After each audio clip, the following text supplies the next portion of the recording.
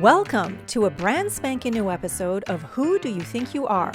An exploration into how our thoughts, beliefs, and feelings create our reality. My name is Liza Marquez and I'm your host. I'm joined by my co-host on this show and in life, Glenn Sheridan. Every episode, we're joined by a special guest who inspires us to consider not only what we think, but how we think and how that thinking impacts our life experience. It's time to get this conscious conversation started as we ask today's guest, who do you think you are? Hello, everyone, and welcome to a brand spanking new episode of Who Do You Think You Are? My name is Liza, and once again, as always, I am here with my co-host on this show and in life, Glenn Sheridan. Good day, everyone. Hello. And today we have another super special, amazing guest that I am so excited to have on the show. I mean, I'm excited to have everyone on the show, but I'm excited to have this one on the show too, because not only is this someone that I have just spent the last year with in the Advanced Consciousness Studies class that we just finished. And this last Thursday, 2 days ago, was the first time we didn't have class, and it was kind of weird to have that pause, that, space in our Thursday evening.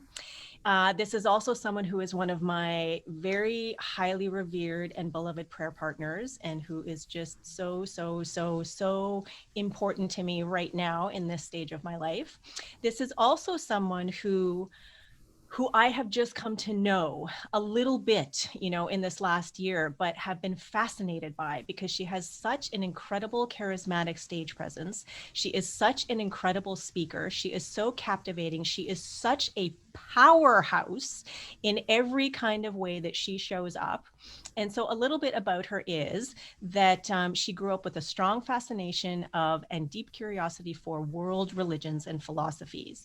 Her parents nurtured this interest at an early age by encouraging her to visit various places of worship with different theologies. And this love has taken her to explore many religions in all parts of the world. I know that she also considers life to be an adventure, that part of her background is also in politics and entertainment. And there is so much more to this incredible, amazing, vibrant being that I am so excited to hear about in this conscious conversation that we're about to have. So with everything that has brought you to this moment right here, right now, Reverend Liza Marquez, tell us, who do you think you are? First of all, I want to say thank you so much to both of you for inviting me on this conversation, because I love this podcast. I love watching all the guests that you've had with their myriad of answers and what they bring to the table. And the conversations that you have are always different because of the differing perspective. And I have to say thank you for allowing my perspective to be a part of this show. I'm grateful for that. And also that introduction. Could you follow me around when I'm having a bad day? That was lovely. And thank you, Liza, for that. You're welcome. Love it. And it's interesting, as I said, like I love this show and I love watching it and hearing people's answers about it, about who do you think you are? And, I think Paul Levy's was probably my favorite when he was like, I don't know. I'm not sure. And, Diane's as well, who was very certain about who she was. And, Rick Tamlin with figuring out, had a long-wind explanation, which I totally followed as he was processing the whole time, who am I? And I think that is also perfect, because who do you think you are, I think, is a constant and growing question. It's kind of like consciousness, isn't it? It's ever expansive. Who I thought I was yesterday is very different than who I am, who I think I am sitting here right now having this conversation with the two of you. Who I know myself to be is this consciousness that is everything. I know myself to be this divine I am that I am. That's who I know myself to be. And then I show up in the world sometimes thinking that I am sometimes something separate than that. And I think that causes, sometimes challenges and sometimes adventures. But when I come back to knowing who I am in this and understanding that I am always creating my world, that I am always creating everything that is around me, and that I am responsible for all of it, I mean, it changes everything. I am so glad that you just brought up that distinction, because that distinction between I know who I am versus I think, this is who I am, is such an important distinction. And that is something that I have been writing about for the last few days in the book that I'm working on. And it is one of the things that I talk about in my workshop, Who Do You Think You Are, that has come out of this podcast, because there is that distinction between like exactly what you sort of just talked about, this is who I truly am, call it whatever you want to call it, that universal energetic flow, call it God, call it source, call it consciousness, light, nature, love, whatever it is that is meaningful and relevant and that resonates with you. But who you think yourself to be, as that incredible, amazing allness of being filters through any kind of beliefs or tendency of thought or whatever it is that is kind of, qualifying our life experience. That's who we can end up thinking ourselves to be. And so I'm so delighted that you brought up that distinction, and think it's so amazing that it was sort of on the heels of talking about Rick Tamlin, because that was one of the things that he talked about in our podcast, and that he talked about in class a lot, and that he talks about in some of his offerings online, is distinctions, this versus this versus this. Right. And sort of being aware how, even though when you sort of stand back and pull back and look at it all from a bigger perspective, that it's all one thing, still when you kind of come in close, then there are these nuanced meanings and interpretations of these, different things. So thank you for Yeah. that. Thank you. It is really interesting because there's a platform from which we stand in, which is our knowing who we are. And that's just a truth. Now, everything is truth, right? Everything, even what we think we are, is truth. But the truth that comes from this knowing of who we are, it just drops everything else away. When we really stand in that truth, it's like, oh, this is it. Mm-hmm. And you could be anywhere. You could be sitting right here having that moment of truth. You could be up in the Himalayas. You can be in an amazing vacation, or you could be on the street. But when you drop into that truth, it doesn't matter where you are. And then the truth of what you've created in whatever it is in your life, mother, daughter, father, whatever it is that you create, then it seems like a lot of times we are sort of operating from that distinction versus the distinction that I don't want to say the word should, but the distinction that's probably more powerful. Mm-hmm. And one of the first books, Lassia, as you remember, that we read in our consciousness studies was Plato's Cave. Mm-hmm. And, when you think about someone that long ago talking about this very thing, where the images on the cave, the shadows, are what are perceived to be the reality of what is going on, and making that reality so real. I mean, that is exactly what we're talking about. Yeah. It was interesting. I think really when I saw Paul Levy on your show, and he talks a lot about dreams in his book that we read, The Quantum Revelation. When we think about when we're in a dream state and how real, and when we discuss our dreams and we say, oh my God, I had this crazy dream, and you go off in a tangent about what that crazy dream was. And it felt so real. People talk about how real that feels. And then you come here and you go, well, how is this life any different? Mm-hmm. That I treat as reality and not as the dream, like the dream that I treat. The second that you think you can dream, or that that you're in a dream, I mean, I've done this before. I'm like, oh my God, I'm dreaming. So let me fly. Yeah. And there I am flying, So let me all of a sudden be somewhere else. And there I am suddenly somewhere else because I know that I'm dreaming, and I know that I can do whatever it is that I want. Imagine bringing and harnessing that type of power here Mm-hmm. in what we call reality, of going, oh, wait, I can do X, Y, and Z, and just have the ability to do it because you can. When you're in a dream and you can fly, you fly. Mm-hmm. It's that type of reality exists here and now for us. And this is what we're studying about, the observer effect in quantum physics. And we talk a lot about it in spirituality, about consciousness and what it is that we create from this grand consciousness of oneness that we are.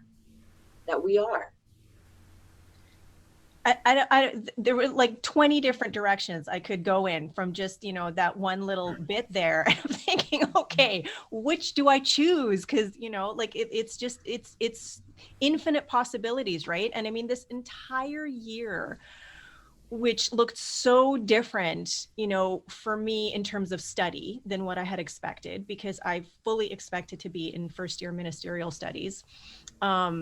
And this does count as my first year ministerial studies, but my first year of ministerial studies, I think, was very different than your first year of ministerial studies. 100%. And it was so interesting for me to walk into that class as a freshly minted spiritual practitioner who just felt like, the ground that I was standing on, the cement had just dried, the foundation was like just, sort of like set. And then all of a sudden, like from the very first class in advanced consciousness studies, that foundation was blown to smithereens. And to have what I thought was sort of my mooring or tethering or anchor, if you will, to suddenly be ripped away from me and be kind of like free falling, free floating with nothing to hold on to or whatever, it was very unsettling. And changed over the course of the year. I mean, I talked about it in my 5-minute presentation, which was half sobbing pretty much, but on the last day of class. But so was I. Every time when I was looking and someone was talking, I'd look over at Kirby and Kirby's crying and I'm crying, and I look at you or I look at someone else, and even Jonathan's taking his glasses off and Dr. James. But anyway, I look at my book outline that I submitted to Dr. James and the Emerson Theological Institute at the beginning of the year of what I was going to write about versus what is happening right now as I'm, finishing up the last, third of the book. And even though the bones of it are pretty much the same, the content has changed so much because of all the stuff that we were opened up to and that we experienced over this past year in that class, with just like perception, making this incredible shift in perspective, understanding and contemplating what is reality, and the fact that my reality, even in this podcast, that the three of us are sitting here, air quotations, or quotation marks, that my experience of this is different from yours, is experience from Glenn's, although there is this agreed upon, experience that we're having together. And then whoever listens to this later on is going to have their own experience, interpretation, whatever of it. But language, meaning, like all of the stuff that we talked about, the context of everything is so different, and kind of like when you started talking at the very top of the show, is constantly evolving and changing. And what I would say at this moment, in this conversation, if we had it tomorrow, would be different from what I am saying right now, because there's nothing that is static. Like, it is always changing. I'm always changing. The whole idea of the universe constantly refreshing and rebooting itself anew every single moment. And that it's not just that one moment. That's the one moment that I have my attention on. But there's all these other infinite moments that are happening at the same time, these other infinite universes and realities and trajectories. And then the idea of being able to leap from one to another, or draw from one to this one, to like have this one like flow and unfold more the way that we would want it to. It's mind-blowing. And it is that, proverbial rabbit hole that you just, once you go down, like, that's it. Like, you're just like, you're in there, and it's just, it's intoxicating, it's addictive, it's confusing. Sometimes it's like crystal clear and it all makes sense. And then it's just like, okay, what next? Bring it on. And like, the best thing you can do is just allow yourself to free fall, and just go with the flow and go along for the ride, because it's all there for, the experiencing. That whole adventure, is there for us to experience. So it's interesting that you say that. And sorry, I had to mute myself for a second because I heard a big truck coming behind me and I didn't want to take that away. It's funny that you say that. So you came in after practitioner into this course. So imagine I went through practitioner and ministerial to have all of it blown up. And that is even more like, wait a minute. I just spent all this time and all this money on this, and now you're telling me it might be wrong. And with the same teacher who took us through practitioner and ministerial. Yeah. Of course. And the funny part, in a way, I was like, of course you're doing this because you did it through practitioner and ministerial, where you'd be like, you know what, we're going to pivot. Yeah. Throwing out the syllabus. We're going to do it this way. So, in a weird way, I was kind of accustomed to it. And in another way, I was like, but wait. And what I came to realize, as you were saying that as well, we get so, going back to what we create as our reality. We decide what our anchors are, our teaching, our spouses, our children, our job. Those are our anchors. And when that gets blown up, quotes, we're free falling and feel shattered. But when we come within and go, I'm the anchor, and at any moment can question anything to solidify what I believe or change what I believe, it's all good. And the best thing that I took away from this class is to have the ability to do that, to understand, because even as we were having this class and a lot of our stuff was being blown up, I'm like, nope, I still actually do believe this. I'm still actually very much tethered to the words of Thomas Troward or Ernest Holmes. And full circle, it all did come back to it. Yeah. And even if it didn't for anybody else, it did for me. And the point is that I became so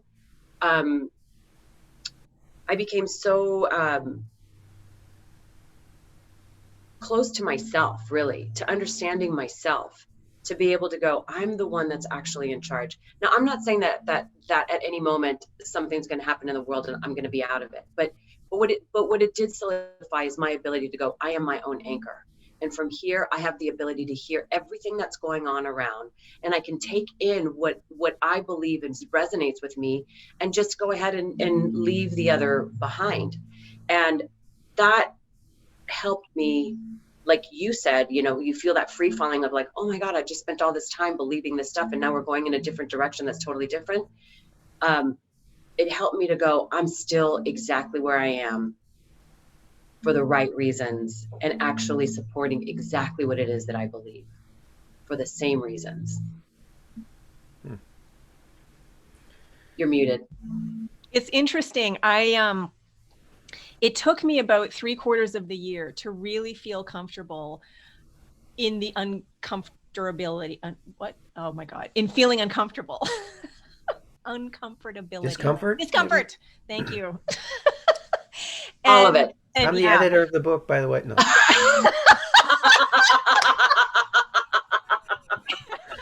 One of many. He's the first eyes. He is the first eyes, and the other 4 people I know, even without knowing it, are so grateful that he has his eyes on it first before it gets to them, because it's a better read for them. Oh my God, Glenn, I might have to come talk to you one day. He's so good. He is so good. Even like the nuances, the meaning, the punctuation we don't always agree on. But one thing, oh my God, just as an aside, that drives him crazy is that I sometimes write the way I speak. So there could be very, very long Trewardian like sentences, and it drives him crazy. And so as I was giving him the most recent chapter, there was a paragraph that was essentially one long sentence that was punctuated with semicolons, and like it was done well, but I'm like, I know he's gonna hate this sentence when it comes in. And sure enough, this is one long ass sentence with this little like face with like furrowed brow and angry. That's awesome. Oh my God. But anyway, okay. So for me, I think it was kind of similar, because once I got past the discomfort and feeling untethered and like I didn't belong and all of that kind of stuff, I just kind of settled into it's all changing every single moment. Every single moment is a brand spanking new moment. And then just really settling into the mystery and the question and the whole, every single class, I don't have the words and I don't know. Like, how many times did those 2 phrases come up in our class? And so just sitting in that and just kind of even observing, like listening, really listening to what our fellow classmates were saying, really digging into, sometimes even thinking, did I read the same book? Because I got something totally different out of this. And then after our class discussions going, oh my God, I could write a whole new thought paper because, I've just gone, in it, like way deeper into the, down the rabbit hole or into another dimension or reality or something, have a better understanding of what I did, or than I did 3 hours ago. That whole experience was incredible. So even now, I mean, it's, sort of like we saw that video. I can't remember who showed it, but with the little kid who didn't want to make his bed and didn't want to go to school. And, it's all pointless and blah, blah, blah, because everything is constantly changing and whatever. And on the one hand, it's kind of like that. But on the other hand, it's kind of like, if everything is brand new every single moment, everything is always changing and evolving, and I am the one who's in charge of how I experience my reality, then why wouldn't I just remain completely open to everything? Because everything is possible and everything is possible for me to experience. So just like take it all in. Sometimes it's going to feel great. Sometimes it's going to feel like crap. And, a lot of times anything in between. But why not just take it all in? Because it's there, it's here, it's who I am, Well, for the, enjoyment. I just want to say two things about that. I think one, we make such a value out of security. Mm. And when we can identify things, we feel secure. We're not taught to be okay with curiosity. I mean, we are to an extent. Certainly I've had some wonderful teachers. And I even mean like my grade school teachers who were all about like, just get curious. But for the most part, it's like, just know this and regurgitate this. Yeah. And here is, let's go down the assembly line of life, and that type of thing. Like, in a tacit sort of way, we've all agreed that that type of security is what we'd like to identify with. And so the second that you say, let's just stay open and see what happens, it's like, no, because what if I don't know what happens? And I can't tell you, usually it's A, B, C. And what if it suddenly goes A to Z and I don't have the tools? And it's like, that's right. You actually do have the tools. You just have to sit back and allow yourself to express whatever that is. And I think so the one you were asking that question, and what really came up is that I think we really do, as a society, all of us value so much of a security, when we probably should start to really value more being open and curious and questioning. And I think questioning sometimes gets a bad rap. I'll be the first one to admit it, but because it seems like you're being confrontational. And questioning and confrontational are not synonymous. They can be, but they're not. And questioning that comes from a place of really curiosity to understand why you're doing something or why something is being done this way, versus like, we've done it like this all this time. My parents sort of subscribe to that. My dad is big on like, but I'm your dad, so I should tell you what to do. It's like, that doesn't work, Dad, So I think that that's part of it. And I myself, sometimes, I do get tethered sometimes to certain identities that I have as a mother, as a speaker, as whatever it is. And, or even as an ex, sometimes I find myself going, wait, I don't want to go in that direction. Part of the reason why I'm even here was I went through a very, really awful separation that took about 4 years in court.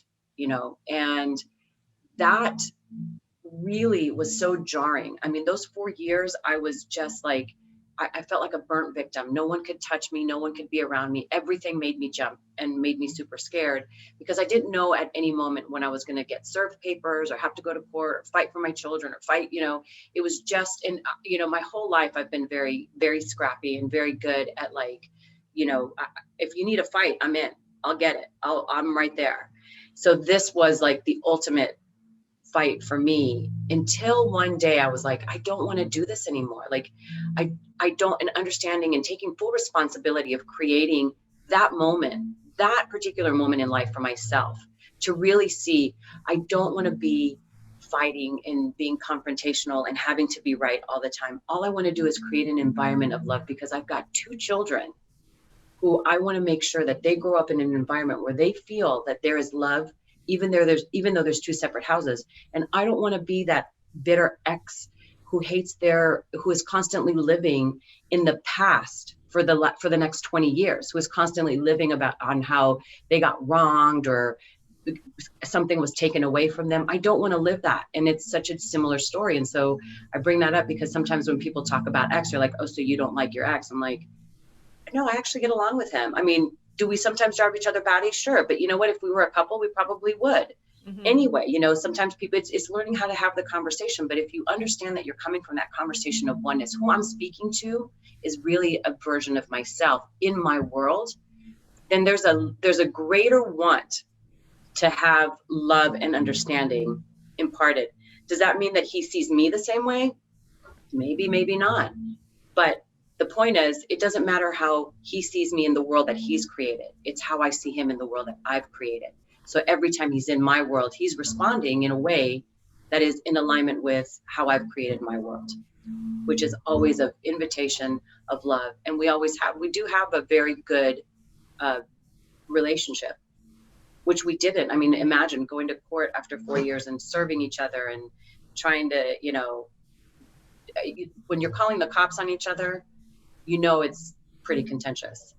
And to go from there to celebrating birthdays, our birthdays together, the children's birthdays together, and coming over with my family for Thanksgiving. I mean, that's a complete 180, which I am so incredibly grateful. And I will say also, like, probably this situation and using him as my teacher has probably been the biggest gift that has ever come out in my life. Because of that, I am here and continue to grow from that situation.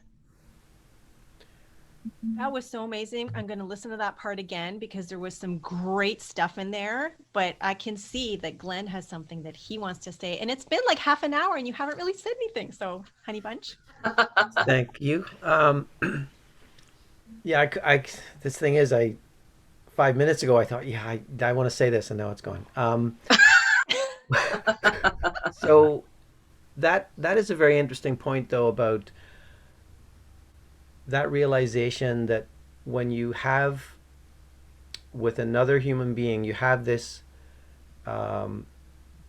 very real, like visceral set of circumstances or experiences you're going through, and you get so tangled up in it. It's very difficult and challenging to realize that, right, this is still part of the game. This person is mirroring the energy and kind of frequency I'm on, and it's coming back as this very real set of determined, righteous, or sometimes a little bit spiteful, or whatever it may come across as. But it's like, it's a very convincing package of, no, no, no, this is another person, and they've got their, they haven't worked their shit out, or whatever it is, and now I have to deal with that. And so you get wrapped up in the story of it. And what I was going to say earlier is when you both and the other people in your class are going through those weeks and weeks of reflection and like tearing things apart and all that, you've got this set of tools of how to realize things like this when you're in a situation, or you're in distress, or you just don't feel good, or whatever it is. You do have these tools that help you go back within yourselves and reset and say, oh, whatever it is, it's just something I'm observing and choosing. So the more I see it, the more I'm going to get of that. It's just a feedback loop. And like it's a remarkable thing that you've been on that journey together, right? I think one of the first things we said, is we were just saying hello this morning, is about spirituality and that kind of thing. Like, you guys get to it's almost like you could teach your own class, and the thing about the class would be, let's decide what the class is called at the end of the course, because we're just going to make new words up for, like, because people have have worn the needle in that groove of like religion and spirituality, so it doesn't really mean much anymore to, you know, that it used to mean to us.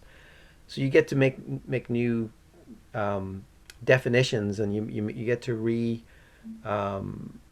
reimagine and sort of come up with a new vocabulary of consciousness.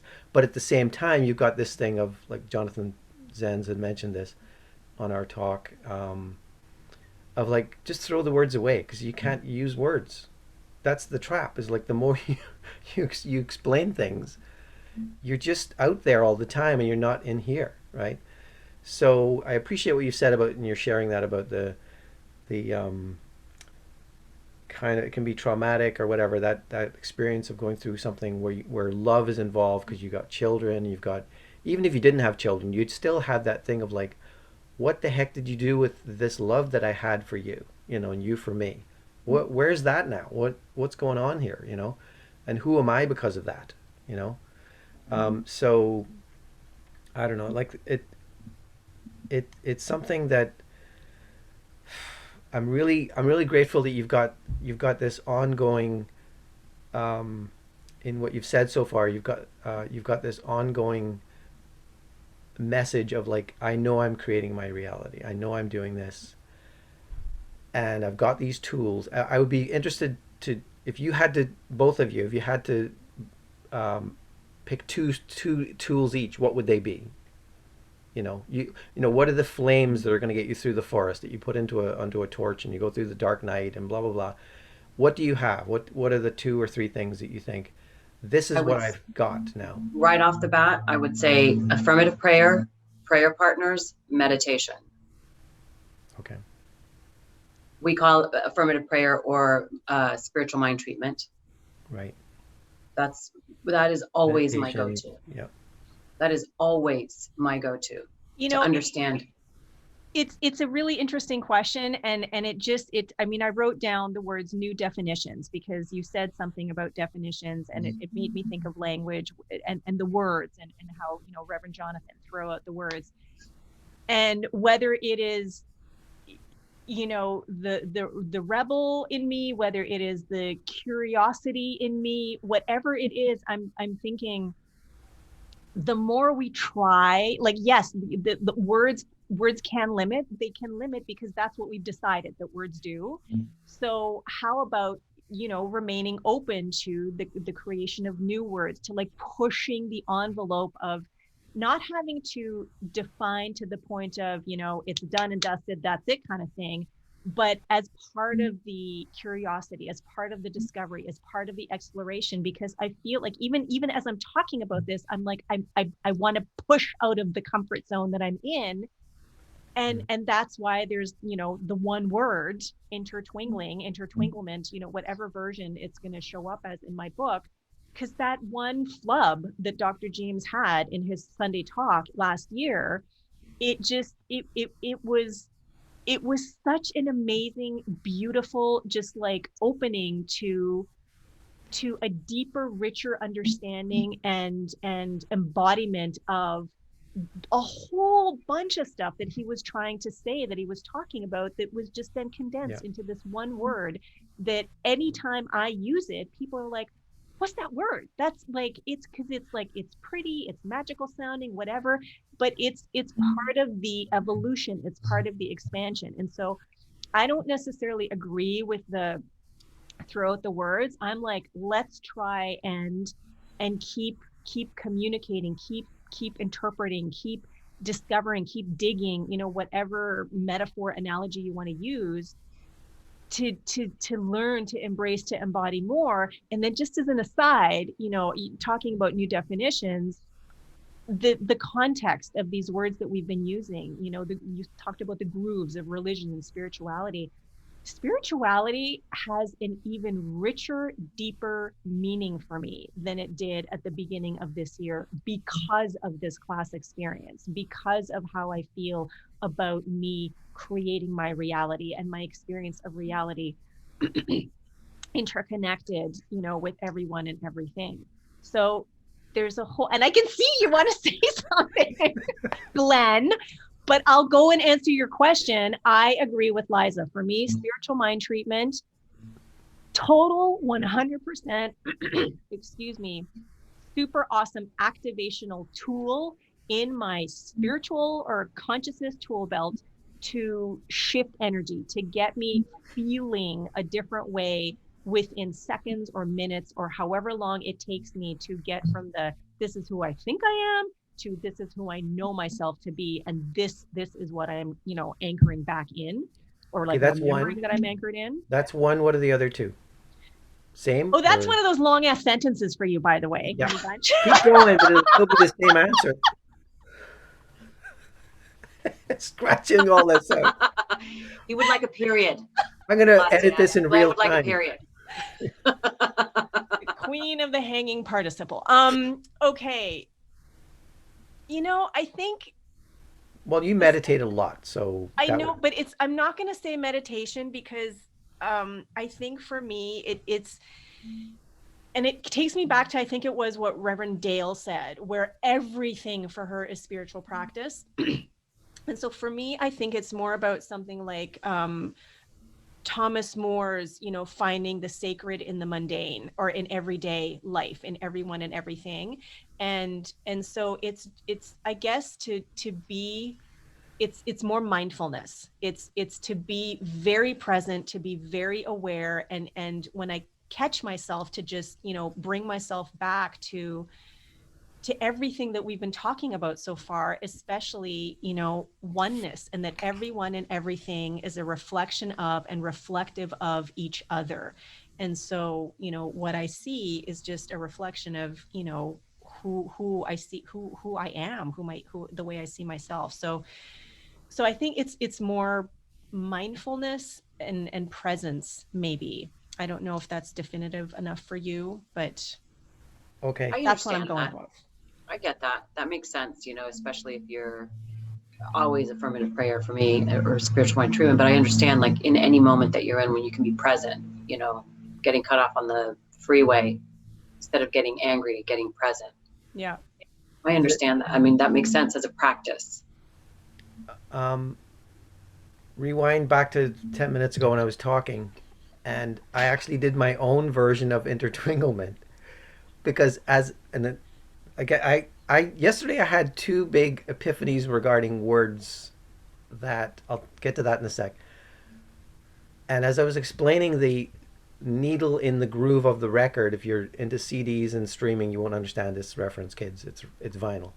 Um, I didn't say needle, I said noodle, and that's exactly what is going on. You're trying to pick up the message, the information from the disc, from the record, instead of with a hard, interaction between the needle that sends the electrical impulse back to the whatever amplifier and speakers. You're using a noodle on this vinyl, and you're just flopping around, and you're not getting anything. Anyway, so I love that, Glenn. That's I love great. that analogy, actually. I really Okay. do. Noodle on the It record. makes so you much may sense. you may like the next one.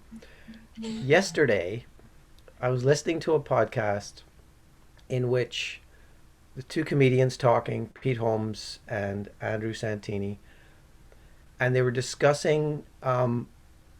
Pete Holmes was laughing that the description in his, we don't have Hulu in Canada. We can get some of the shows, but Hulu television on their app, there was a description of Seinfeld, and he was like, "This is a totally inadequate description of what Seinfeld is." And he just started reading, and he said something about four worrisome 30 something blah blah or 20 something or 30 something blah, blah, blah, try to figure out life in New York, whatever. And I conflated the two words worrisome and 30 somethings to get worry somethings, because that's the show. Those people are worry somethings. They're always complaining and whining, and that's what they are, right? Anyway, the other one And was I just want to say this. I love that. Mhm. And as someone that lives in Los Angeles, I think you could write like a little pilot on it because that would be hilarious. It'd be like that show, I think it was in the 80s or 90s, 30 something. Oh, Yeah, exactly. Yeah. That was Yeah. huge. Yep. I mean, but this, Glenn, you're onto something. Okay, thank you. Well, he's And the going to be other- taking Eric Bork's course, the idea course, and he's read the book already. So, yeah, there you go. Another prompt. Right. Okay, you're messing with the muses, man. They're leaving me. The other one was I had this image of because I get I get words jammed in sideways to my brain where the word is misspelled or it's misheard or whatever. And the whole notion of Noah and Noah's Ark. And I was just quickly thinking, what is it? What's the deal with Noah's Ark, the 2x2 thing, and like there's each species coming on, and there's the male and female, and the word Noah became knower, like Knower, like Noah's Ark, and I just thought, well, that's basically me. That's us. That's anyone. And there's a flood. Okay, proscenium arch. No, anyway, the everything has been thrown out. Like the earth has been destroyed, and you're off on your own. And what are you bringing with you? You're bringing what's important. You're bringing the thoughts, the things you believe in. What are you going to repopulate your world with? Your new earth, right? And you have the masculine and the feminine. You have the tension of doubt and certainty. You have what importantly though, what is it you want to bring with you? What are you going to plant in the soil? I guess in a way, like masculine and feminine is like the male is the seed and the female is the soil that grows. So you're something new is coming out of this. But again, that's with each thought we have, right? With each thing we imagine, that's putting it out there, and then you expect that it's going to grow, and that if you leave it alone, it grows. If you interfere with it and pull the soil up, and oh, is it working yet? Is it growing? Then you're kind of done, right? You might as well plant something new elsewhere. But I just thought it was I don't know where the idea came from, but it was like, oh, that's interesting, because I'm sure other people have said that, but it's like male and female. That's what really I think the animals are, right? Aren't they? I don't know if you studied that at all, but yeah, so. they were. That's what he brought on, and I like that, because I also think of it, Glenn, as you were speaking. We talk a lot about polarity, right? I mean,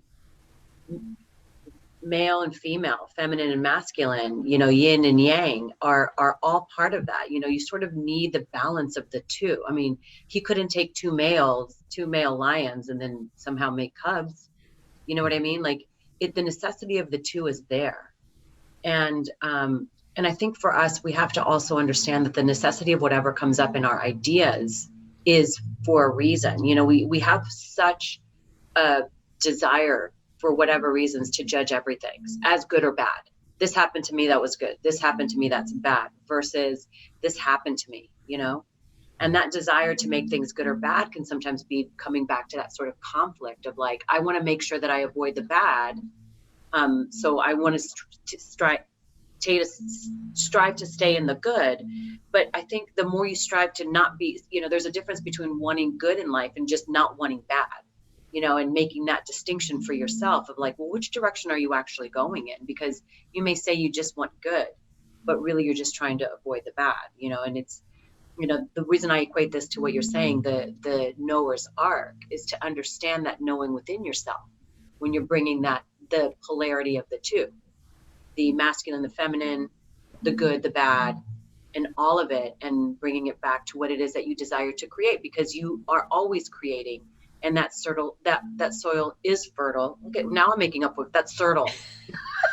I've made a fertile soil into fertile. Thank you, guys. I'm going to be walking out of here. My kids are not going to understand it all a word I'm saying. Perfect. Well, we are all on the back of a turtle, so and there's turtles all the way down. So Turtles. Why not?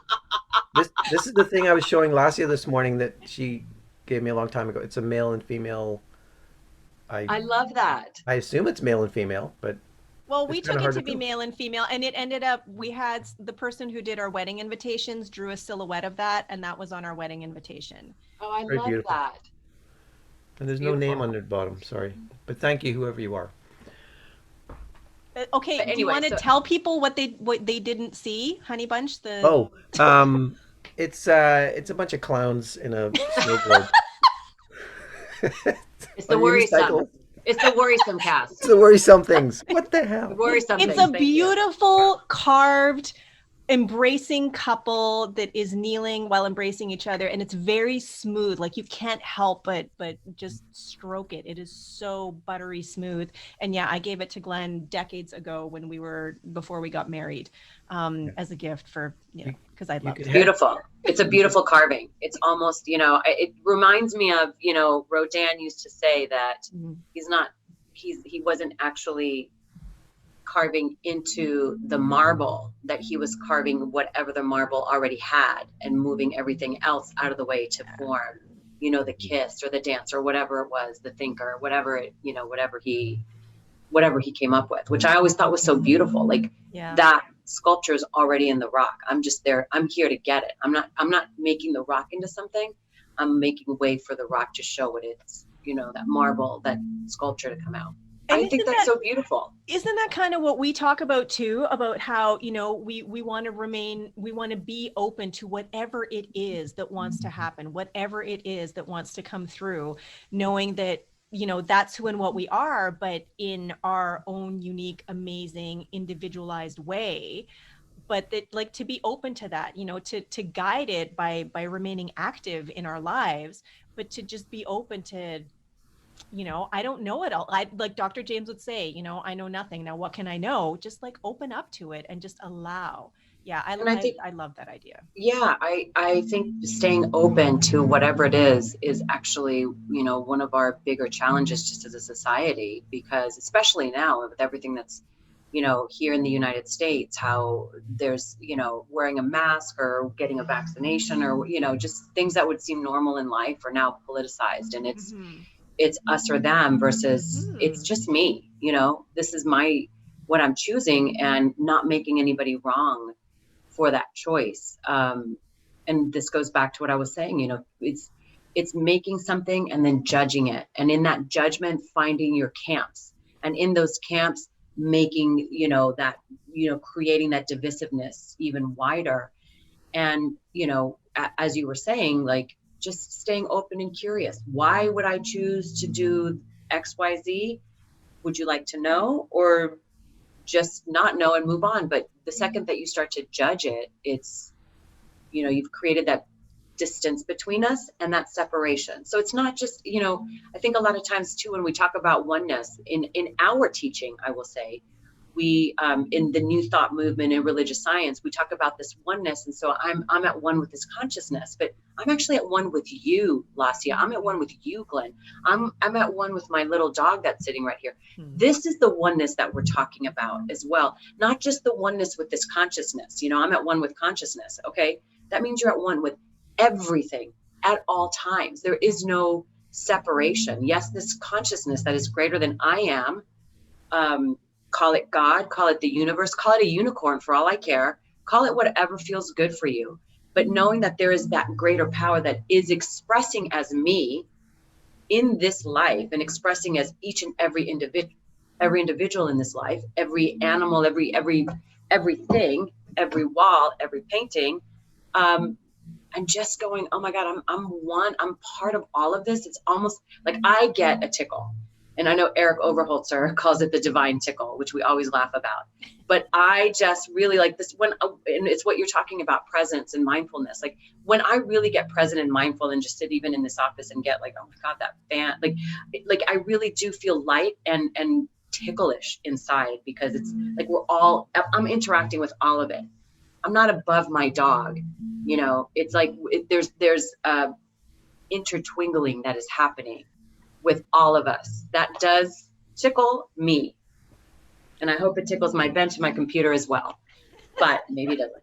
But I wanted to say something very quickly as we were talking about words. Was one of the things that I like to say is to name the nameless is to limit the limitless. And I think that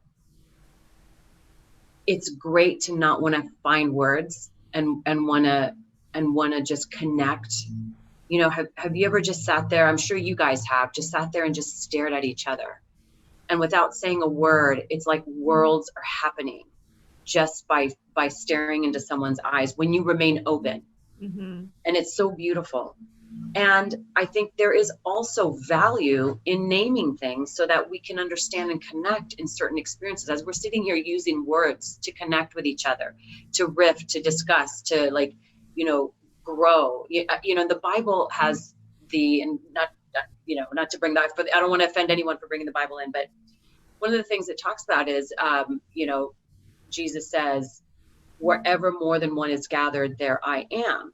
And a lot of times we think of that in more of a traditional sense as like, you know, being at church with God and now God is here. But I think of it more as Christ consciousness as I'm sitting here, even the three of us together, you know, where two or more gather, there I am. So even us gathering here, it's like this Christ consciousness showing up right here to elevate for me personally, and not that you guys are here to elevate my consciousness, but you are elevating my consciousness by the mere fact that we're sitting here having this conversation, expanding for me what I know already, and taking this conversation and continuing on in my day and in my life. So that was such a great, you know, reading the Bible now with a new thought mentality it just has opened the floodgates for me on what the meaning is. And that's the meaning for me. Again, you know, someone might take it as you know, my family I grew up very Catholic, like that's a very literal and sacred book that, you know, my interpretation for them sometimes doesn't work, and that's fine. Totally fine. Yeah. Anyway, I wanted to say that about naming the nameless, because we had talked about words. Yeah. That's beautiful. That name is the same as limiting the limitless. Yeah. Is that what you said? Yeah. Wow.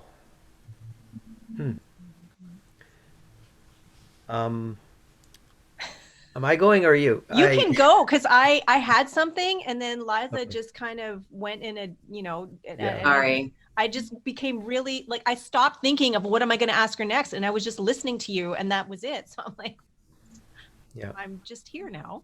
Well, you are a reverend, and you're in church. You know, every time you open your mouth, we're in church with you, right? So True. that's a silly thing to say, but it's true.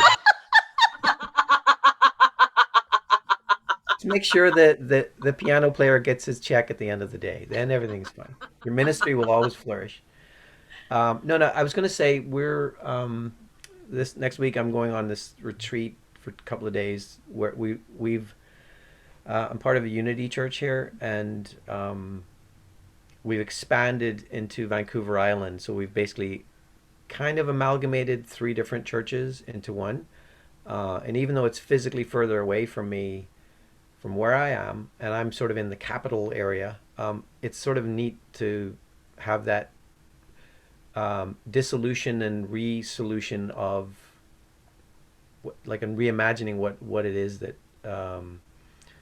the community is going to be, because it actually expands it onto the whole island and beyond, obviously, because everything's now, you know, there's more virtual aspect to it. So I think they're opening this week in person. But yeah, I'm really appreciating these new things to think about, because obviously we're going to have little bits of brainstorming and maybe coming up with a new mission, things like that, as well as going through all the manuals and the more, you know, frankly boring stuff about running the organization, but it's all part of it. But yeah, it's these I'm running out of what I was going to say. Sorry. Well, I mean, I was just going to say, I think it's always interesting to be at the beginning of anything, you know, understanding that you're kind of like the pioneer, basically, of the direction that it's headed. And again, like, as we were talking about, staying open at the top and going, okay, we may have to pivot at some point on some of the things that we decide to. I think, I guess what I want to say is like when you do something at the beginning, especially when it's a large organization, Mm-hmm. because you've got a lot of people that are that are looking at you to go, okay, where are we going? It makes it a little more difficult to, at least for me, I'll speak for me, that I'm like, oh God, I got to get this right the first time versus, all right, let's see where this goes. We're all in this together. And going back to going like, Yeah. what's that saying? Like a true leader doesn't lead, essentially makes all the followers feel like they're leading.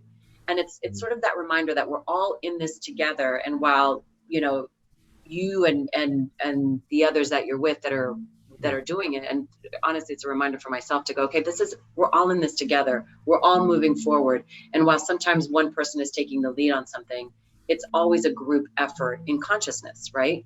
And understanding the direction that it's going.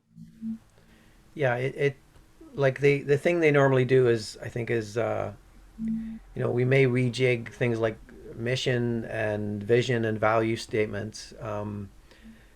So that's where I think there's going to be some potential for really rethinking what we mean, what are we about, right? And like, obviously, a lot of organizations these days are going through this rebirth of determining what values they what not just talking the talk but walking the walk. What are we when you come to this organization, when you come to this community? If you come in, accidentally find us online, what is it you're getting, right? And I and you mentioned about polarity earlier, Liza.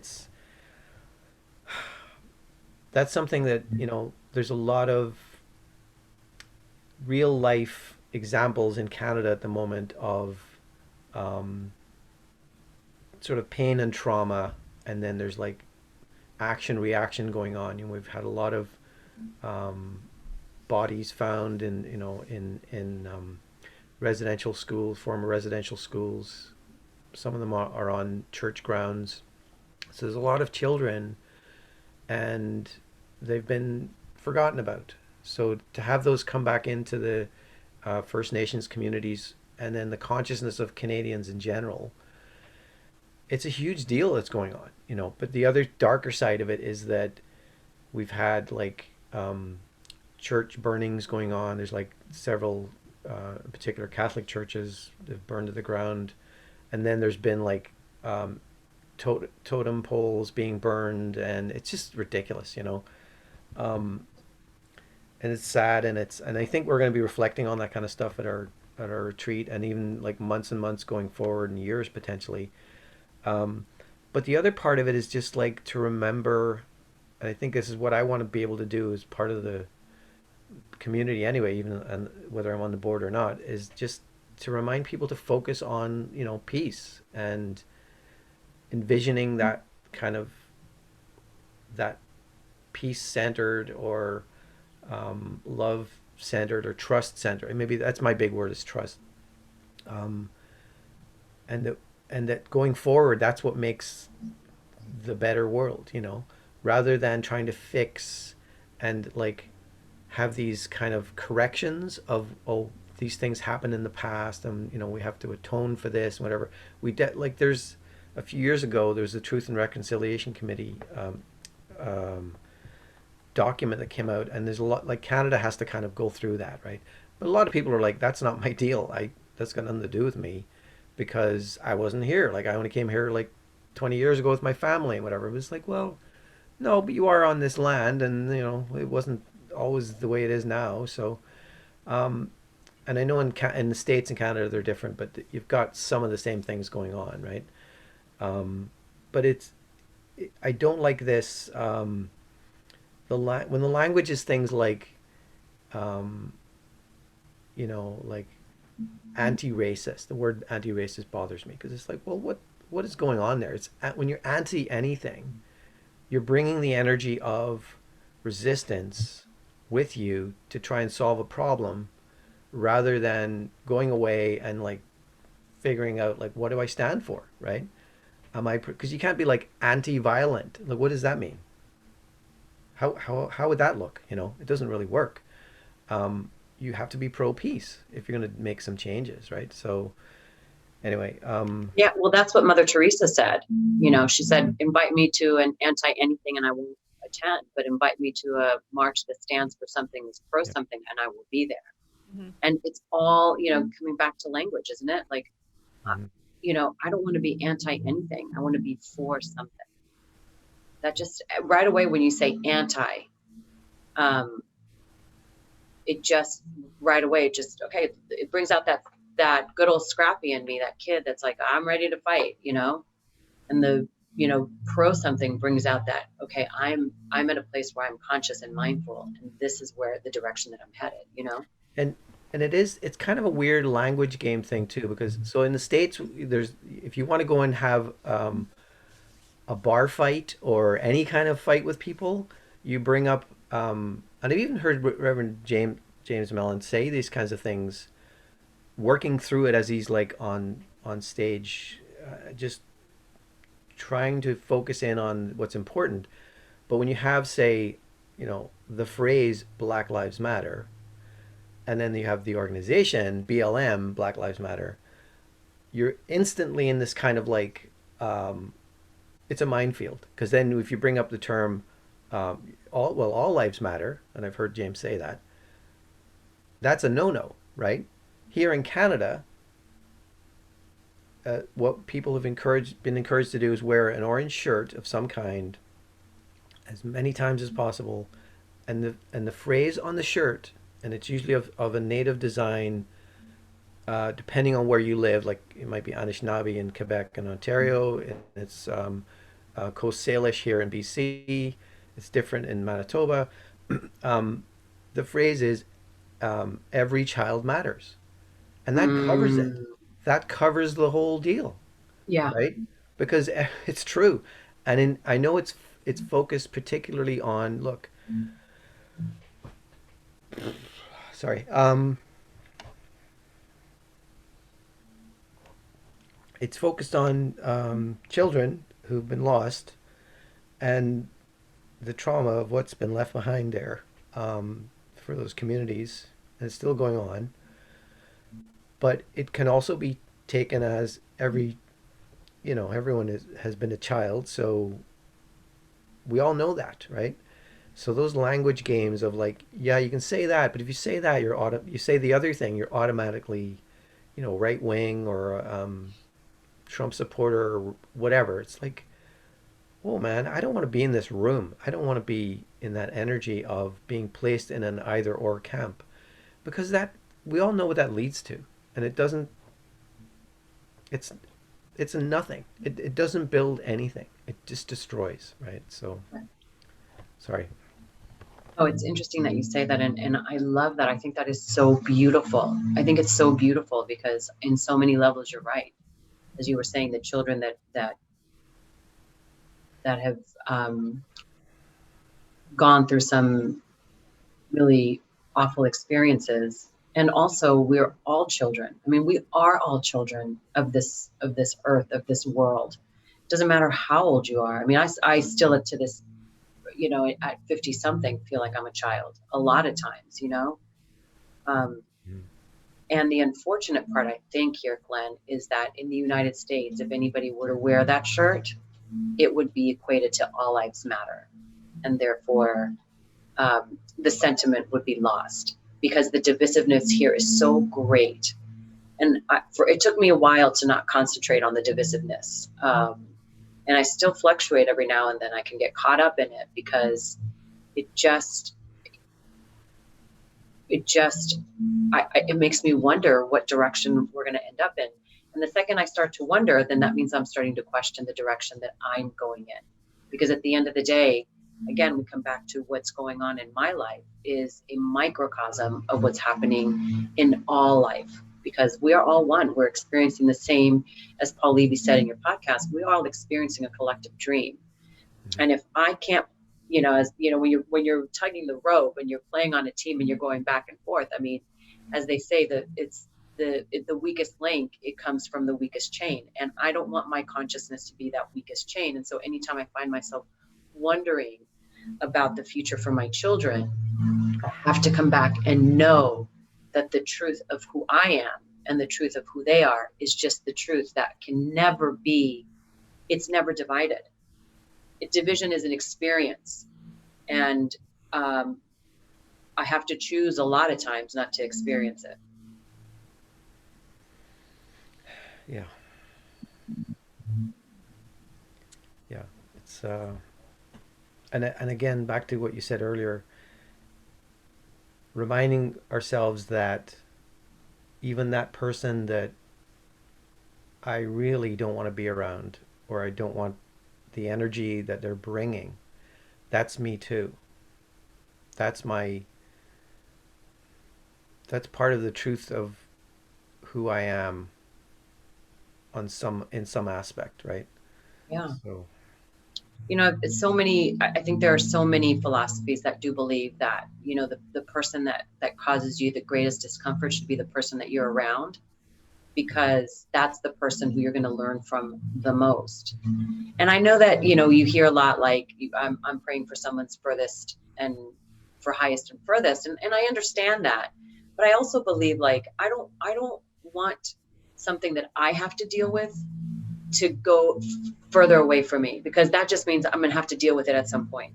So stay here with me until I can work it. I can figure it out, work it out, and see what's going on in there. Because usually it's tied to some belief that is not tethered to the truth, and this is why I love Michael Singer's book, The Untethered Soul, which I'm such a great book, to remind us to not get so stuck to our identities and our beliefs and all that, which is, easier said than done, obviously. But if you start to really look for the tools that help you to become untethered and unraveled by the things that just get you so wound up and completely out of discord, or in discord, then those are the tools that you need to be looking for, and I was talking about my separation and going to court and having a child custody, or fighting for my children. And I say that fighting for my children, but I really wasn't fighting for my children. There was a custody battle that was happening, but there was never my children were never going to be lost, either from myself or from their dad. But it's funny to see the words that the attorneys use all the time in order to throw that fear into you. He's trying to take your kids, so we need to fight. Like, okay, we need to fight. Like, no, we don't need to fight. We actually need to. And really, truly, at the end of the day, it was when I said, I don't want to do this anymore. I called my ex, even though we weren't speaking. We only spoke through our attorneys. And I said, listen, I'm putting the sword down. I said, you and I can fight forever, and we're good at it. We've proven for 4 years that we're really good at it, but I'm putting the sword down. I'm not fighting. And I want to create something that's not really a space for us, but really, like, if I see it as a space for my kids to grow in love, then it will be because we created that. So just know I'm putting the sword down. I'm not going to fight you anymore. Like, I'm not telling you that I'm giving you my kids, but I'm not fighting you anymore. And I'm not trying to find every little thing that you're doing wrong. And it took him probably a month to believe me before he then to put the sword down. And then he and I, even though our attorneys just said, don't do that, came up with a plan and an agreement that ended up being our agreement. And then, it was almost like for the 4 years that we fought, within that month, it was like, we're wrapped up and gone. It was done and over with. And it was very interesting to me. And I use this analogy all the time because I think it's such a great analogy. It was, did you guys see the movie Forrest Gump? No. Oh, okay. One of the few. Then I won't. Well, the reference still stays. There's one part, it's a really, really wonderful movie. And there's one part where he's very upset. So he decides to start running, and he puts his shoes on and just he runs out of the house. Something traumatic happens in his life, and he just runs out of the house. And then he just starts running across the United States, back and forth, back and forth. And so, the news starts to come out, oh, this man's he's running, and And all of a sudden people start throwing reasons why he's running. He's running because of the dolphins, he's running because of, saving the children. He's running for the homeless. And so everyone starts to give reasons why he's running. And he's never, ever said why he's running. He's just running. And there's camera crews behind him. And all of a sudden there's like people behind him running, all with their little signs of why he's running, but it's their causes and their reasons that he's running. And so, so apparently like he runs for like a year and a half, back and forth. And all of a sudden one day he just stops running, and he just kind of turns around. He's like, "I'm going home." And everyone's up in arms. Like, wait a minute, what are you doing? What am I supposed to do? Where are we going? Like, what's good? Like, and that now everyone's like year and a half is lost because they don't know what they're supposed to do. And they hung their hat of whatever their belief was on his running, and it gave them purpose. But now that he was done with his purpose and going home, it was like all the people that were following were just like up in arms.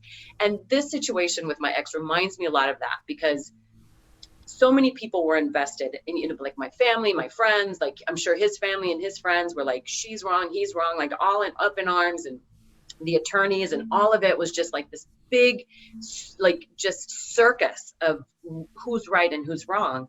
And when we both put those swords down and decided to have a conversation, decided how we wanted this to go, it was kind of like we had that Forrest Gump moment. We're like, we're done. Okay, here's our papers. Like, this is what we want. We're done. And everyone was like, what? You can't be done. And my friends who were exes were like, but how, you can't trust him. You're not going to be sure. It's like, no, it's done in my world.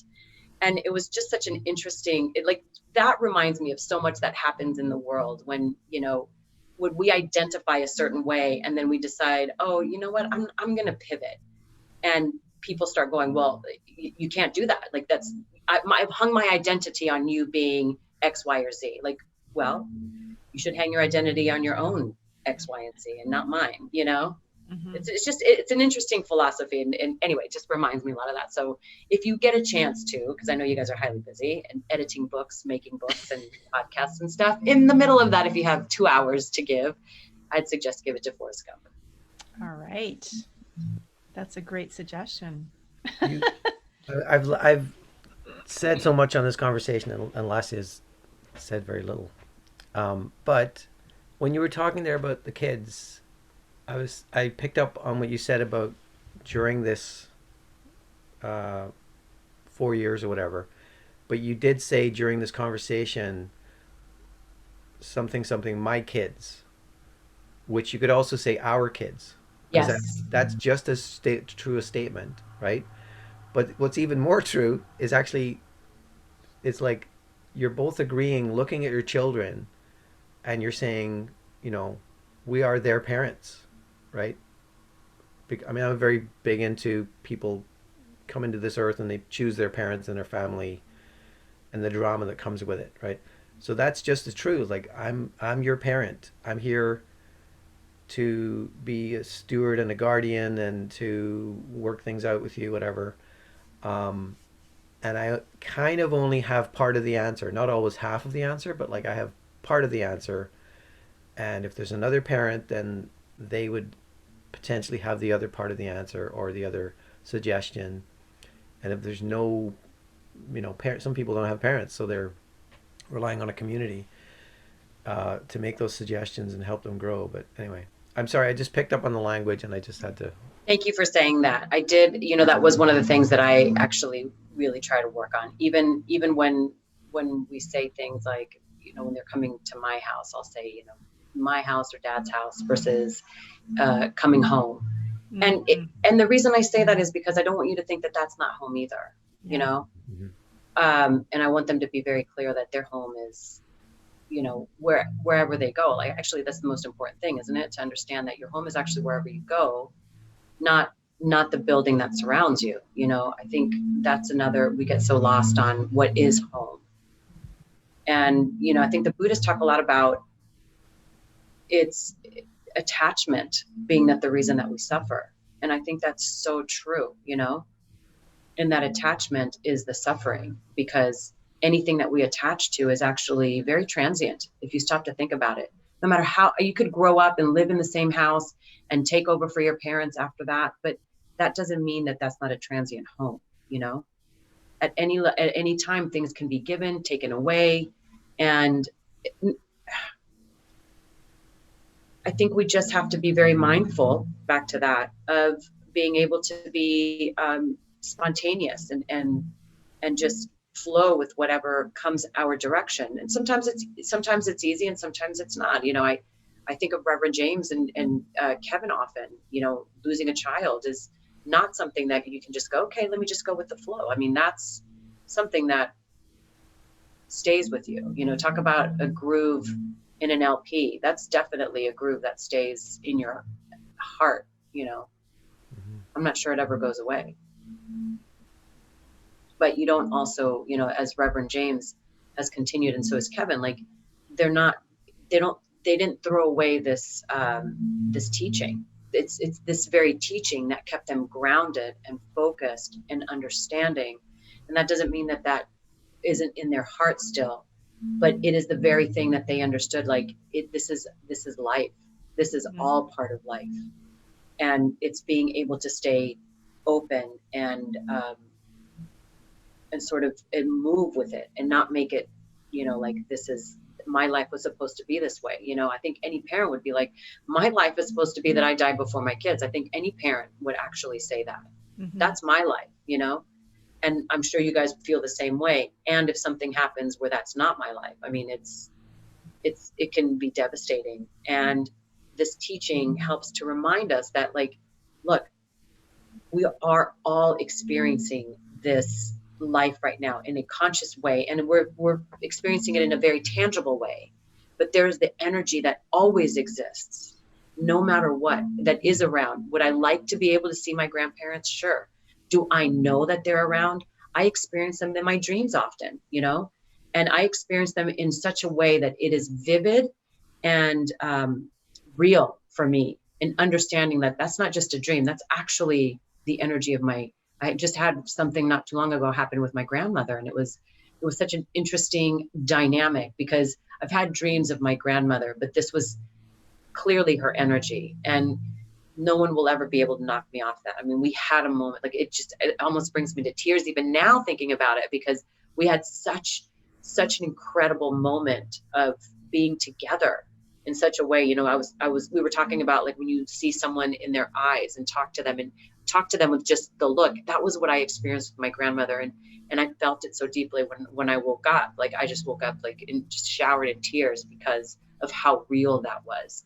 And the more I understand about this teaching, the more I'm able to sort of, it's almost like when you understand astral projections, you're able to do it a little bit more. It's when you understand this type of consciousness, that there is the existence of this energy that always is, always was, and always will be. You are capable of experiencing those energies from before. Like, one of the things that I say is we just adopted a dog. We've been fostering for a very long time, different animals, and this little rescue came to us. And I've never thought this about animals. I love animals, but I've never thought I'd be like a dog parent or a cat parent or anything. I love to travel, and when this particular little nugget came to us, it was like, oh my, this feels like an ancestor that I actually knew as a child. This could be my great grandfather. This is someone that I know. I've never imagined feeling that way. And I'm not generally that, woo, everyone, like, I feel the table. We used to hang out in the 70s, or we used to hang out in the 1600s. I'm not that person. I don't knock it, by the way. I know I'm being silly. I don't knock it. But there's something so real for me with my dog that it's and we have such a connection.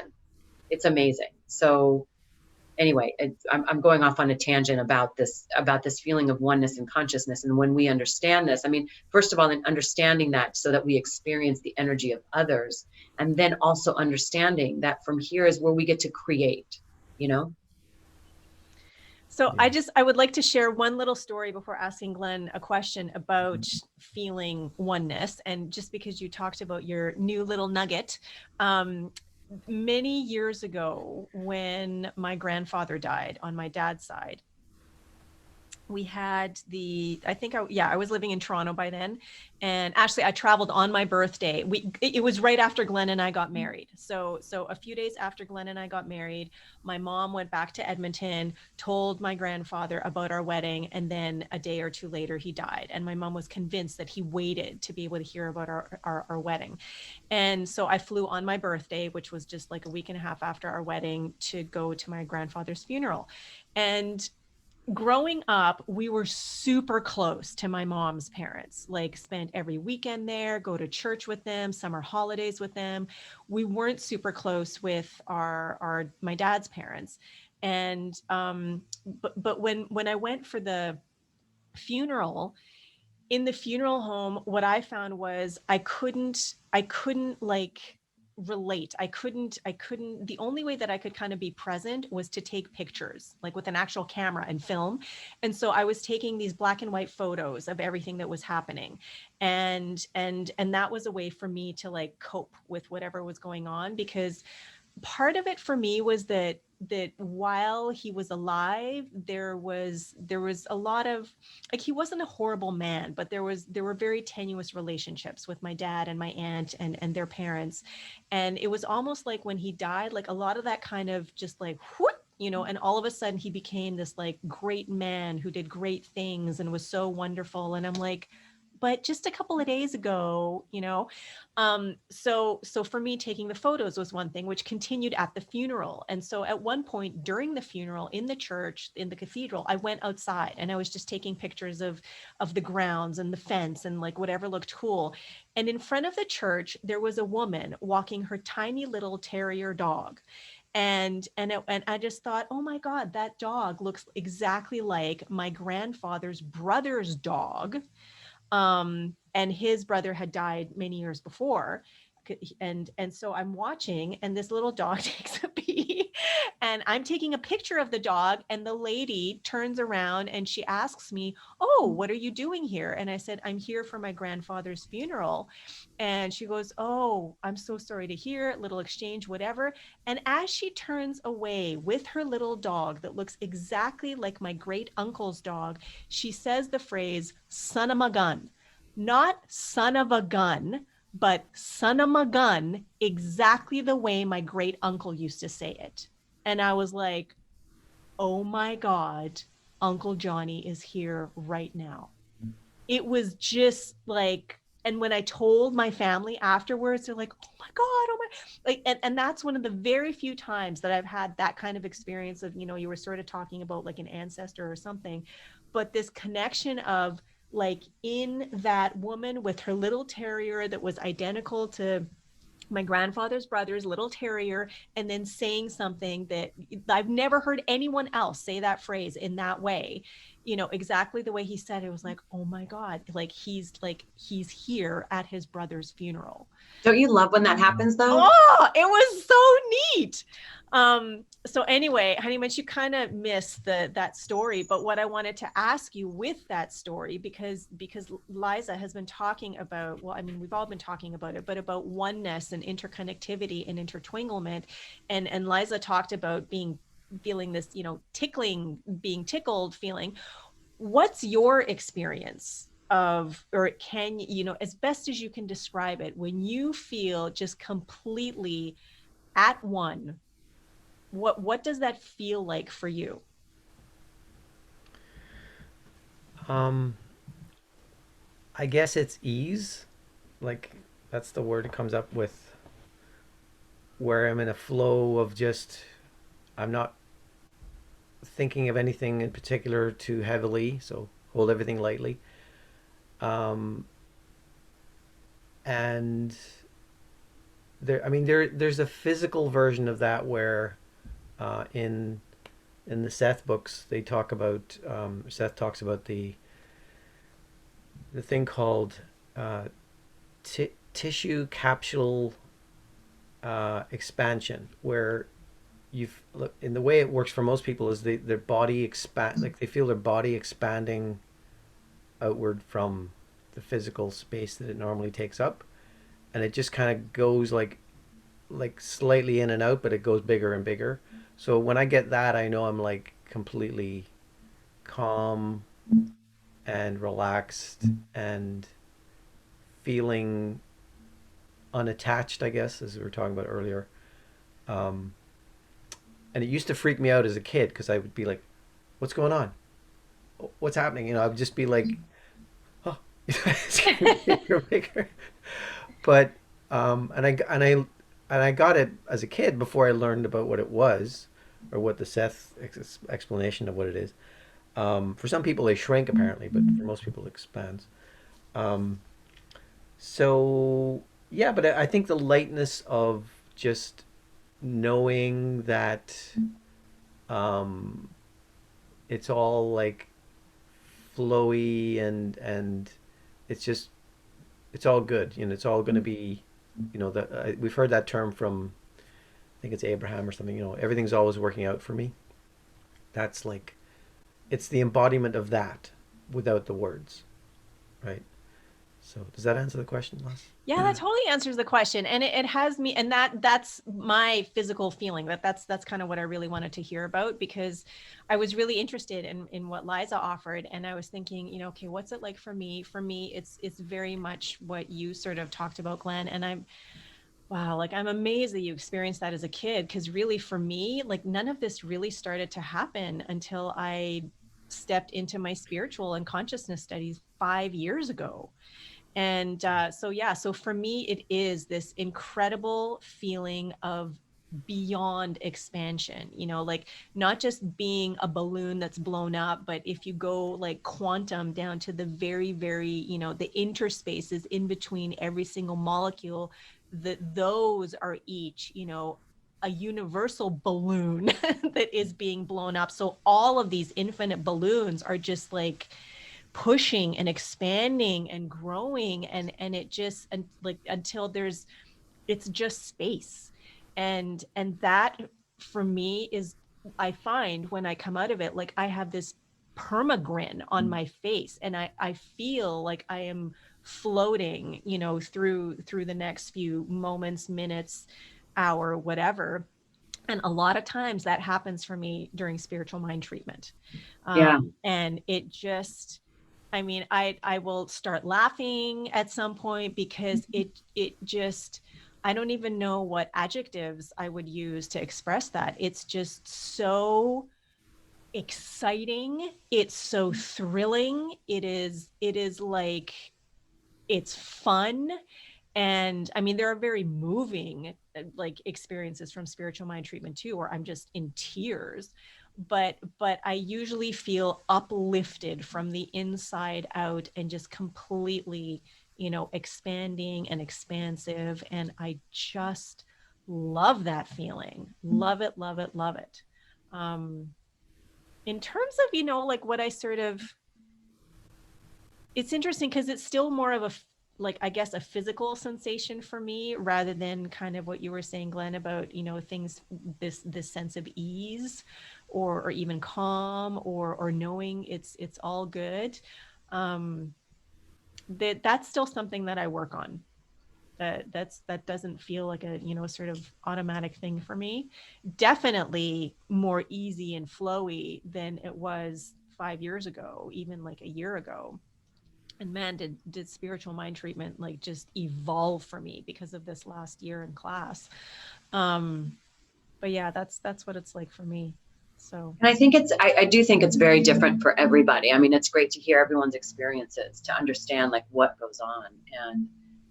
And I think, you know, it's like, oh, that experience that you have in the physical, I actually have in the mental, you know, like it's, I just think everyone has a different experience of it.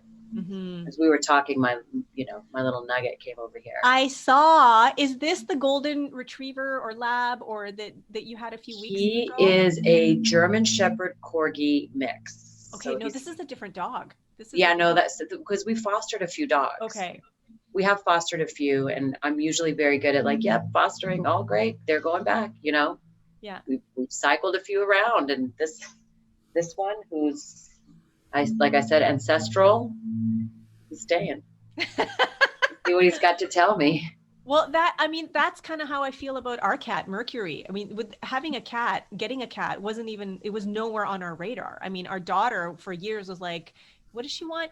A Cornish Rex, the ones that look like they're hairless, but they're really not. It's just kind of like peach fuzz. Yeah. And it's like, no, no, no, no, no. I mean, for decades, I have wanted a dog. I have wanted a black Cocker Spaniel that I know is named Parsley. And that's just, somewhere, other realities, whatever. But then one day, and I may have told this story in the podcast before, so forgive me if I have, but Glenn was doing some work for some friends, and he let me know that Shelley was fostering 4 kittens and the mom that had just recently given birth. And the kittens had all been assigned homes, and oh my God, they were like in your palm of your hand. They were so cute and scruffy and scrappy. And Glenn sent a picture of them like climbing all over his socks and his lower pant legs. But the mom cat, nobody wanted her. Nobody was interested in her. And so then Shelley sent me a text saying, just so you know, the cat and the kittens are in this room. Keep the door closed. You can go in and see them when you come next to clean. But, just make sure they don't get let out, because they'll scurry all over the house and you won't be able to find them because they're so tiny. As soon as I saw the picture of this mom cat on the bed with these 4 little fur balls attached to her, I was just like, who is she? Like, just completely drawn in. And I saw her, and she was hiding under the bed when I actually saw her, because she wanted nothing to do with these kittens. She was done with them, and she's like, I cannot be bothered with the world right now. But that picture of her and that energy that I felt from her, I told Milana, and Milana's like, oh my God, Mom, please, please, please, can we get her? Can we get her? Can we get her? She wasn't even a year old, herself, the mom cat. And I'm like, well, the person who we're going to have to convince is Tato, is your dad. And Glenn was like, not even, there was no argument. He's like, sure. And so Mercury, from like that one picture to a couple of weeks later, was like, they're not even on our radar. Oh my God, who's this cat? And then boom, 2 weeks later, not only are we fostering her, but like, she's ours. We have this cat with her, and she just, I can't even imagine life without her. I mean, I knew Glenn would be the one to name her. He did. I knew that she would. Did she have a name prior to you guys naming her? She did. Well, you know what? Here's the thing. She was given names because she came from a shelter in California already pregnant, and she was dropped at the shelters. Like, nobody knew her history or anything. So, someone had called her Minu, which I think means cat in another language. And then our Shelley, our friend, I think was calling her Missy because she didn't like Minu. And then we were like, yeah, we're not, she's not a Missy. And so we thought for many days, and there were names like Bob and Bill and, that kind of stuff. And then there were more like cosmic and whatever names. And I'm like, there has to be something like profound. There's something regal about her, whatever. But when Glenn sat down and said whatever he said, I'm like, come on, just think, just stop with all the names. Just think, what does she remind you of? And he paused and he said, well, she kind of reminds me of Mercury, like the liquid metal. And I'm like, oh, that's it. Because she's silvery, and she can be very aloof, but she was very aloof when we first met her. So very cool. And when she lies down, she just blobs out. Like she's a long worm-like cat, but she just blobs out like Mercury. And then we're like, oh my God, and Mercury's a planet, and Mercury's a god. And then Glenn's like, and it's the last name of Freddie. so God too. Another kind of god. That So is yeah, amazing. and just, oh my gosh, she's just, what a gift. What a gift, what a gift, what a gift. Anyway. Okay, so Honeybunch, anything to add? No, I'm a little concerned about what you said earlier about your back. So I don't want to have you stationary for so long. Lassie has one of those interesting pillows she sits on. Um, Right. what's it called, Lass? Some people call it a wobble cushion. This is an exercit cushion. So it's kind of Oh, like I do sitting know on that. the balls, Yes. but it's more portable, right? And this totally saved me for class on Thursday nights. Yeah. Because before that, I would be sitting on a stool or on my chair and after sitting at the computer all day, and I would be tired and my legs would hurt and I'd be falling asleep. And then as soon as I got this one, it makes you sit up straight because it makes you engage your core. Right. And it's soft, right? Oh my God, world of difference. So yeah, I mean, I love sitting on the balls too, but this, you can, it's on my office chair, which goes up and down, put it on the dining room chair, on the floor. You can even stand on it, which totally makes you, balance. I've used that for standing on, actually, for exercise. Yeah. So anyway, okay. Well, all right. Since Glenn kind of like, Well, I appreciate that, Glenn. Thank you for thinking. My back and I appreciate it. Thank you. Hey, okay. So what? How corny is that? And here's Nugget, by the way. Nugget, you want to say hi? Yeah. Oh, hello. What's your dog's name? So we go by Sam. He goes by Sammy, but I've kind of ditched that name. He's just Nugget. Nugget, love it. He answers to Nugget. We call him Nugget. Nugget. No, I took him wine tasting last weekend. Wow. All right. Well, this has been a lot of fun, guys. What's that? Did he swish and spit, or did he? Okay, so Honeybunch, why don't we now move on before we close out into the next segment, the super rapid fire question round. I love that. My favorite. Oh, right. And I told Glenn to pay attention during our conversation so he could come up with some new questions. He's got good questions. Okay, but I have to start with an old one, and then. Okay, but hold on. Let's get the clock happening. On your mark, get set, and go. What is your favorite city to visit? Paris. Okay, what do you prefer, Hotel California or California Dreaming? Hotel California. Which red wine or white wine? Red. Okay, Latino/Latina or Hispanic? Latina.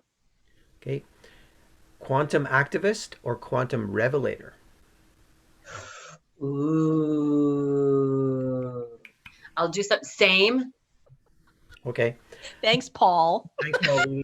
Charitable giving or tithing? I'm sorry, what was the first one? Charitable giving or tithing? Tithing. Okay. Doing housework or doing homework? I don't know. It's a toss-up. I'm going to go with housework. Okay. Teaching or learning? Sometimes I feel they're both one and the same. I'm going to say learning, though. Okay. Diversity training or divinity training? I mean, this is going to get me in some hot water. Can I play the fifth? No, I'm just kidding. I will always say divinity training. Woo! Ding, ding, ding, ding, ding. That's the right answer. Wink. All right, Glenn. Okay. Tell Reverend Liza what she's won. What have you won? Holding up the book and explaining what it is from the book by Stephen Mitchell, The Enlightened Mind. And I love that. You have that? No, I said I love that. I love that. The Enlightened Mind. What a great title. An anthology of sacred prose edited by Stephen Mitchell. Okay, so it's other people's words, but he's whatever. And all the way back to the beginning of the conversation, Mr. Socrates himself, Plato himself, from Phaedrus. Conversation between Phaedrus and Socrates. Phaedrus, but let us go, now that it has become less oppressively hot. Socrates, shouldn't we first offer a prayer? Phaedrus, of course. Socrates, dear Pan and all you other gods who live here, grant that I may become beautiful within, and that whatever outward things I may be in harmony with the spirit inside me. May I understand that it is only the wise who are rich, and may I have only as much money as a temperate person needs. Is there anything else that we can ask for? Phaedrus, for me that prayer is enough. Phaedrus, make it a prayer for me too, since friends have all things in common. Socrates, let's be going. I love that. There you go. It's beautiful. Nice prayer. Mm-hmm. Such a great prayer, and such a, like what he talks about friendship. And really what he's saying is oneness, isn't he? Yeah. Mhm. That'll do for me. Yeah. Yes. Bring it all home. All right. Well, Liza, if people wanted to know more about you, if they wanted to get in touch with you, where could they go? Well, they can follow me either on Facebook, Liza Marquez, or on Instagram, which is official.Liza Marquez. I'm going to follow you right now. Perfect. All righty. Okay. Thank you. Oh, what a great conversation. And I just, Such a great conversation. Super fun. I would love to come back. oh, This you is know super what? fun. At some point we were thinking that someone should interview us, and I'm thinking, Ooh. oh, who could that be? And so perhaps Liza, that Throw could my be name in something that else you bucket. win. Throw that name in that bucket. I'd love to interview you guys. That would be awesome. That would be so fun. And I'm so glad that there was so much laughter, because Liza, your laugh is one of my favorite laughs ever. Oh, that's hilarious. I let, like, it's when we were in class, I'm like, oh, please, someone make her laugh, because I want to hear Liza laugh. That's now I'm not going to, because I feel like I'm not at all. But I love that. Thank you so much for saying that. Oh man, You guys did make me laugh a lot. It was a great conversation. I can't believe that 2 hours just literally flew by. I know. Anyway, so thank you for your Saturday morning. Thank you so much for being with us. Thank you for your wisdom, your insights, just that powerhouse energy that you are. I just love being in company with you. Thank you. Thank you. And hopefully you guys will be on tomorrow. I'm going to be at Global Truth Center. Maybe. I know this is going to be cut out. It's the Liza but show. It's the Yeah. Liza show tomorrow. Yeah. All right. So cool. come on if you can. All right. Yeah. Okay. All right. Thank you for the Right nuggets.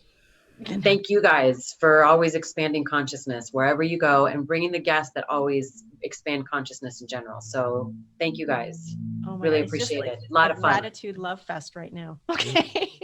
All All right. right. Thank you, Mahoney. Thank you so much for co-steering the show today. Thank you, Liza Marquez, who was our special guest today. And thank you everyone who tuned in, who listened, however it is that you've been engaging with us, to another episode of Who Do You Think You Are?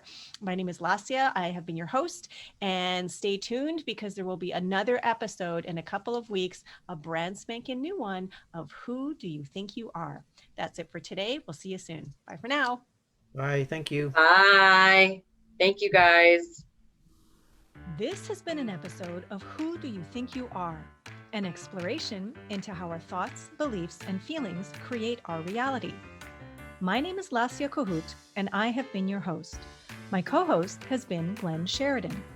We'd like to thank the following for helping make this podcast a reality. Today's special guest, Reverend Liza Marquez. Music, Vasco Lorenco, copyright 123rf.com. Background illustration, Sakma Staircase, copyright 123rf.com. For more information on this podcast and our Lasia Kohut Soul Excavator, please visit www.lasiakohut.com. If you like what you've heard, please like, subscribe, and let us know by leaving a comment. Thanks for tuning into Who Do You Think You Are?